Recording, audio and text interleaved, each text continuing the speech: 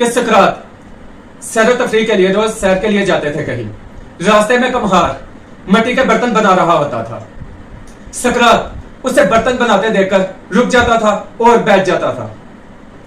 اس کی یہ روٹین ہوتی تھی کہ روز چہل قدمی کے لیے جانا اور کمہار کو برتن بناتے ہوئے دیکھ کر رک جانا اور بیٹھ جانا۔ ایک مرتبہ کمہار نے سقراط کو اپنے پاس بلا لیا۔ جو ہی سقراط کمہار کے پاس آ کے بیٹھ گیا تو کمہار نے کہا کیا دیکھتے ہیں؟ تو سقراط نے کہا کہ مجھے یہ آپ کا برتن بنانا یہ دیکھنا اچھا لگتا ہے، یہ مجھے بہت پسند ہے، لیکن میرے ذہن میں کچھ سوالات ہیں، میں ان کا جواب چاہتا ہوں۔ کمہار نے کہا بتاؤ کون سے سوال ہیں؟ تو سقراط نے کہا کہ سوال یہ ہے کہ جب آپ برتن بنا رہے ہوتے ہیں تو یہ کیسے بناتے ہیں؟ اس کا خاکہ کہاں سے دیکھ کے بناتے ہیں؟ تو کمہار نے جواب دیا کہ میں اس کا خاکہ اپنے ذہن میں بنا کر پھر برتن بنا رہا ہوتا ہوں۔ اس پر سقراط اچھل پڑا۔ اس نے کہا آگئی سمجھ۔ کمہار نے کہا کیا سمجھ گئے؟ تو سقراط نے کہا کہ میں یہ سمجھ گیا کہ اللہ پاک نے ہمیں تخلیق بعد میں کیا، لیکن ہمیں بنا خیالی لیا تھا۔ اللہ پاک نے ہمیں پہلے ہمارا خاکہ پہلے خیال میں بنایا اور تخلیق بعد میں کیا، یہ سمجھ گیا میں۔ آگے میرا دوسرا سوال یہ ہے کہ آپ اتنا خوبصورت برتن بناتے ہیں، یہ کیسے بنا لیتے ہیں؟ تو کمہار نے کہا میں انتہائی خلوص سے اور انتہائی پیار سے بناتا ہوں۔ جب میں برتن بنا رہا ہوتا ہوں تو میں اپنی ساری مہارت اس برتن بنانے میں لگا دیتا ہوں۔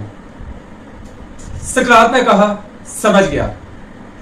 اس کا مطلب یہ ہے کہ اللہ پاک نے ہمیں بنایا ہے، وہ ہم سے بہت زیادہ پیار کرتا ہے کیونکہ اس نے ہمیں بنایا ہے۔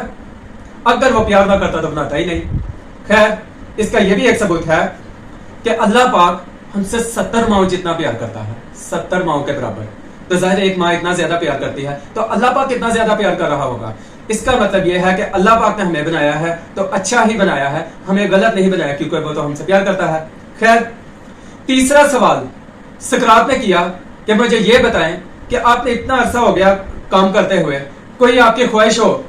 جس پر کمہار نے کہا ہاں خواہش تو ہے، میں ایک ایسا برتن بنانا چاہتا ہوں، ایسا برتن بنانا چاہتا ہوں کہ دنیا اش اش کر اٹھے اور اس جیسا برتن میں پھر کبھی نہ بناؤں یا میں کبھی نہ بنا سکوں۔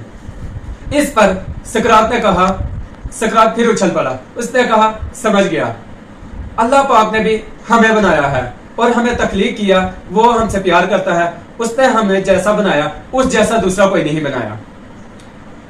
دوستو اللہ پاک نے ہمیں بہت خوبصورت بنایا ہے، بہت اچھا بنایا۔ وہ 70 ماؤں جتنا پیار کرتا ہے۔ اللہ پاک نے ہمیں کہا کہ قرآن پاک نے کہا کہ اے بندے میں تیری شارت سے بھی زیادہ قریب ہوں۔ اس کا کیا مطلب ہے؟ وہ ہمارے بالکل قریب ہے، تو پھر وہ ذات ہمیں تنخواہ مشکل وقت میں کیسے چھوڑ سکتی ہے؟ وہ ہمارے ساتھ ہے۔ اگر ہمارے پاس گاڑی نہیں، بنگلہ نہیں، ہم بیمار ہو گئے، ضرور اس میں اس کی کوئی نہ کوئی حکمت ہے۔ اگر یہ چیزیں اس وقت ہمارے لیے بہتر ہوتی تو ہمارے پاس ہوتی، یا ہم اسے ڈیزرو نہیں کرتے، یا پھر وہ وقت نہیں ہے بہتر کہ وہ چیزیں ہمیں مل سکے۔ ہر چیز اپنے اپنے وقت پہ ہوتی ہے۔